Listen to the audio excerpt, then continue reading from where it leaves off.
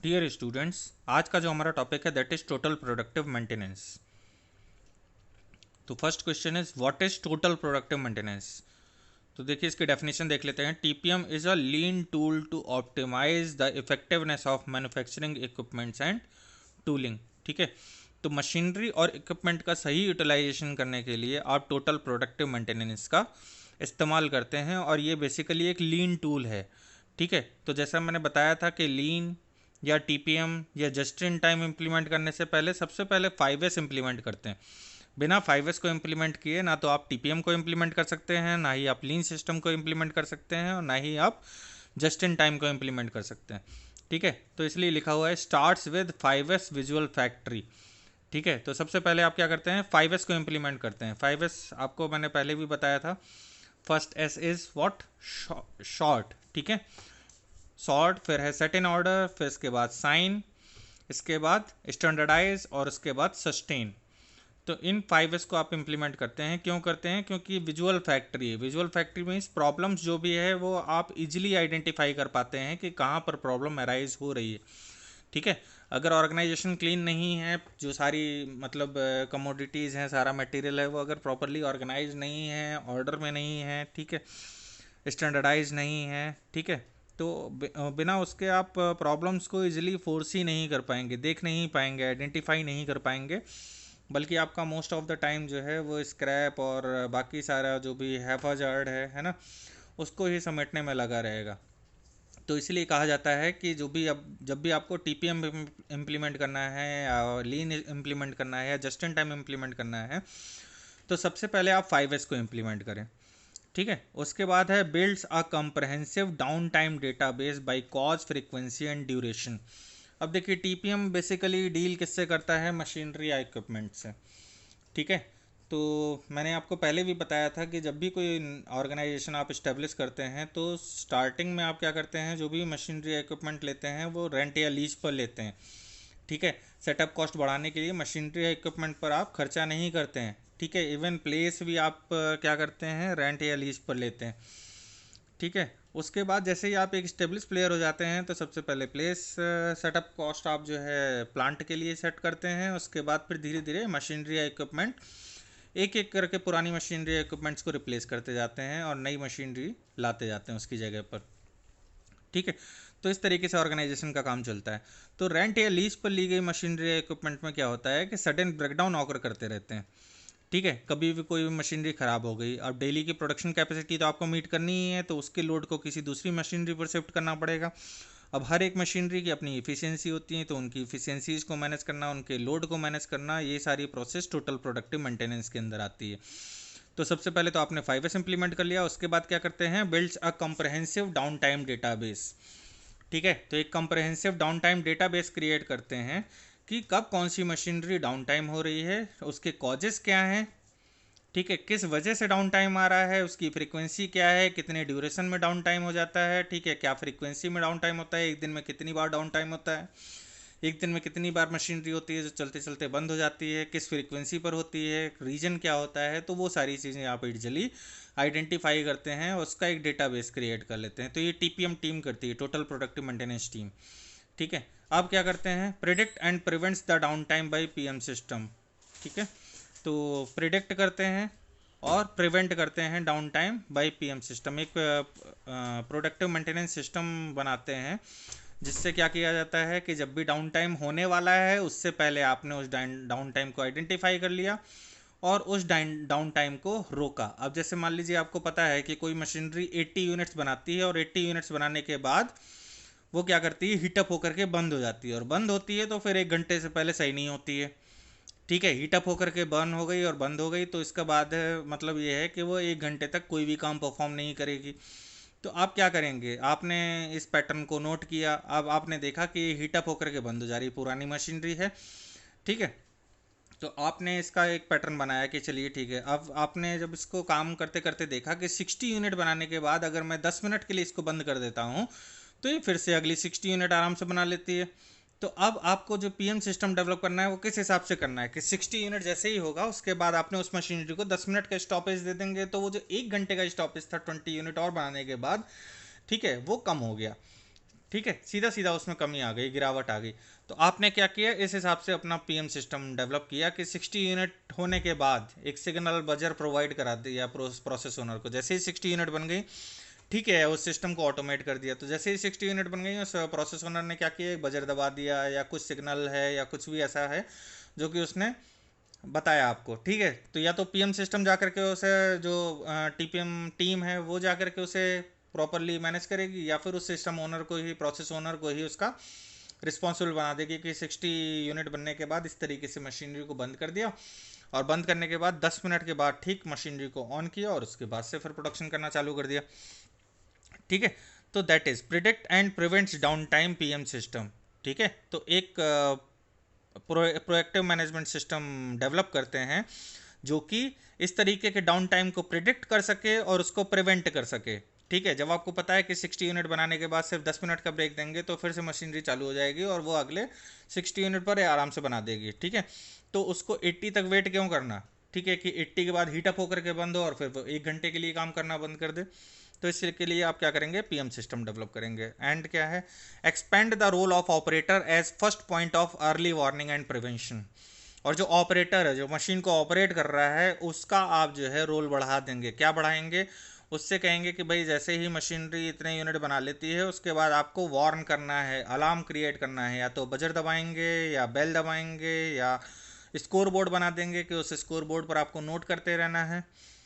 ठीक है, या फिर कोई भी अलार्म सिस्टम आप डेवलप कर सकते हैं और उसके लिए प्रोसेस ओनर को रिस्पॉन्सिबल बनाएंगे। ठीक है, उस ऑपरेटर को रिस्पॉन्सिबल बनाएंगे। और क्या होगा, develop the professional maintenance skill, और प्रोफेशनल मेंटेनेंस स्किल डेवलप करेंगे जिससे कि इस तरीके के प्रॉब्लम को आइडेंटिफाई किया जा सके और उसे रिजॉल्व किया जा सके। तो that is known as TPM, total productive maintenance. तो it is a lean tool. ठीक है, लीन मैनेजमेंट अप्लाई करने में आपको टीपीएम भी इम्प्लीमेंट करना पड़ता है कि मशीनरी और इक्विपमेंट आपका प्रॉपरली जो भी डेली प्रोडक्शन कैपेसिटी है उसको मीट करे, ऑप्टिमम यूटिलाइजेशन है ना, अपनी इफिशियंसी पूरी, ठीक है, मेंटेन करते हुए चले। तो उसके लिए आपको टीपीएम इम्प्लीमेंट करने की ज़रूरत होती है। तो देखिए, टीपीएम स्टार्ट्स विथ 5S। तो 5S से ही 5S के बिना टीपीएम इम्प्लीमेंट कर पाना पॉसिबल नहीं है, अदरवाइज आप प्रोसेसेस को इजीली आइडेंटिफाई नहीं कर पाओगे और आपका मोस्ट ऑफ द टाइम जो है वो हैफाजार्ड को ही मैनेज करने में लगा रहेगा। तो लिखा हुआ है कि 5S वर्क प्लेस कैसे बनता है, of safe clean orderly work place is fundamental to quality efficiency and teams. और 5S वर्क प्लेस में क्या क्या होना चाहिए, शॉर्टिंग मीन्स ऑर्गेनाइजिंग, जो भी आपके यहाँ पर आइटम्स हैं, ठीक है, उनको आप नेसेसरी आइटम्स और अननेसेसरी आइटम दो कैटेगरी में आइडेंटिफाई कर लीजिए। अननेसेसरी को ऑर्गेनाइजेशन के बाहर का रास्ता दिखा दीजिए और नेसेसरी आइटम को ही रखिए। ठीक है, या उनको रेड जोन में रख दीजिए और वहाँ पर जो है जब भी जिस फ्रीक्वेंसी में, जैसे सीजनल आइटम है या 6 मंथली है ना, क्वार्टरली या एनुअली जिन आइटम्स की रिक्वायरमेंट होती है उनको एक जगह पर रख दीजिए। एमआरओ टाइप ऑफ इन्वेंट्री अलग जगह पर स्टोर करके रखेंगे। तो दैट इज़ ऑर्गेनाइज। ठीक है, फिर है ऑर्गेनाइज के बाद आता है सेट इन ऑर्डर। ये इसमें गलत लिखा हुआ है। ठीक है, सेट इन ऑर्डर ऊपर आएगा और साइन नीचे आएगा। ठीक है, तो सेट इन ऑर्डर क्या होता है, मेक ऑर्डरली एंड नीट। ठीक है, तो प्रॉपर उसको फोल्डर में रखेंगे, है ना। अब जैसे मैंने आपको बताया था कि अगर टूल्स हैं तो टूल्स को टूल्स के बॉक्स में रखेंगे। ठीक है, और मटेरियल है तो उसको प्रॉपर सीक्वेंसिंग करके रखेंगे, उसकी प्रॉपर बैचिंग और ऑर्डर नंबर और वो प्रॉपर जो है उसमें डला होना चाहिए। ठीक है, टेस्ट हो गया है तो उसके बाद ओके टेस्टेड का उसमें सिंबल या साइन या कुछ भी स्टिकर वगैरह लगाना पड़ेगा। ठीक है, तो that is set in order. ठीक है, फिर इसके बाद साइन, थर्ड स्टेप आता है shine. Shine means clean, order में करने के बाद प्रॉपर सीक्वेंस में जिसका जो प्लेस है उसको वहाँ पर रखने के बाद फिर क्लीन करेंगे। ठीक है, क्लीन करने के बाद स्टैंडर्डाइज करेंगे, इन तीनों का एक सिस्टम डेवलप करेंगे। तो इसको स्टैंडर्डाइज करेंगे मीन्स डेली हमें जो है क्लीनिंग, ये पूरी प्रोसेस, तीनों प्रोसेस अप्लाई करनी है, या वीकली करनी है, या मंथली करनी है, या फोर्टनाइटली करनी है, या क्वार्टरली करनी है। तो इसकी फ्रीक्वेंसी डिसाइड करना एंड सस्टेन, और इस सिस्टम को मेंटेन करेंगे। तो दैट इज़ 5S। तो ये देखिए, टीपीएम हमेशा 5S से स्टार्ट होता है। बिना 5S इंप्लीमेंट किए टीपीएम को आप इंप्लीमेंट नहीं कर सकते हैं। क्यों नहीं कर सकते हैं, इसका रीजन लिखा हुआ है। TPM starts with 5S, you can't see problems clearly when the work place is in disarray. ठीक है, कभी भी आप प्रॉब्लम्स को इजीली आइडेंटिफाई नहीं कर सकते हैं जब आपका वर्क प्लेस डिसअरे हो, मीन्स आपकी प्रोसेसेस प्रॉपर सीक्वेंस पर ना हो, इधर उधर हैफाजार्ड वे में आपका जो स्क्रैप है, इन्वेंट्री है, वो पड़ा रहे। ठीक है, तो आप प्रॉब्लम्स को इजीली आइडेंटिफाई नहीं कर पाएंगे। Cleaning and organizing the work place helps the team to uncover problems. ठीक है, cleaning and organizing the work place helps the team to uncover problem. ठीक है, प्रॉपर क्लीनिंग अगर आप करते रहेंगे, जो आप शॉर्टिंग करते हैं, सेट इन ऑर्डर करते हैं, शाइन करते हैं, इसको अगर आप प्रॉपर फ्रीक्वेंसी में फॉलो करते रहेंगे, ठीक है, तो क्या होगा, इससे आप इजिली प्रॉब्लम्स को आइडेंटिफाई कर सकते हैं। Making problems visual in the first step of improvement. ठीक है, प्रॉब्लम्स को इजीली एक ही बार में आप देख सकते, मैंने आपको शायद 5S का आपने लेक्चर सुना होगा तो उसमें देखा होगा, ठीक है, कि कोई बाहर का भी पर्सन आता है, टॉप मैनेजमेंट से कोई भी आया कभी भी, ठीक है, देखने के लिए, अगर 5S इंप्लीमेंट कर रखा है तो वो जो पर्सन जो प्लांट से उतना अवेयर भी नहीं है, वो भी आराम से प्रॉब्लम्स को इजीली आइडेंटिफाई कर सकता है। अदरवाइज सब मैसी सा हो तो वहाँ पर प्रॉब्लम्स को अनकवर करना थोड़ा सा डिफिकल्ट होता है। Clean machines and work place create pride and safety. और जो क्लीन मशीन और वर्क प्लेस है, ये हमेशा प्राइड और सेफ्टी डेवलप करता है। ठीक है, नेक्स्ट इज, एक minute, down time visual control. अब जैसे मैंने आगे बताया था कि उसके बाद क्या करते हैं कि एक विजुअल कंट्रोल टीपीएम के लिए क्या स्टेप्स हैं, ये लिखे हुए हैं ना, builds a comprehensive down time database. तो एक डाउन टाइम डेटाबेस बनाते हैं जो कि कॉज, फ्रीक्वेंसी और ड्यूरेशन वगैरह को डिफाइन करता है कि जो भी डाउन टाइम आ रहा है वो किस क्या वजह है जिसकी वजह से डाउन टाइम हो रहा है, फ्रीक्वेंसी क्या है, उसका ड्यूरेशन क्या है। ठीक है, तो ये देखिए इसके ये स्टेप्स लिखे हुए हैं। डाउन टाइम विजुअल कंट्रोल, तो विजुअल एंड ऑडियो अलर्ट्स।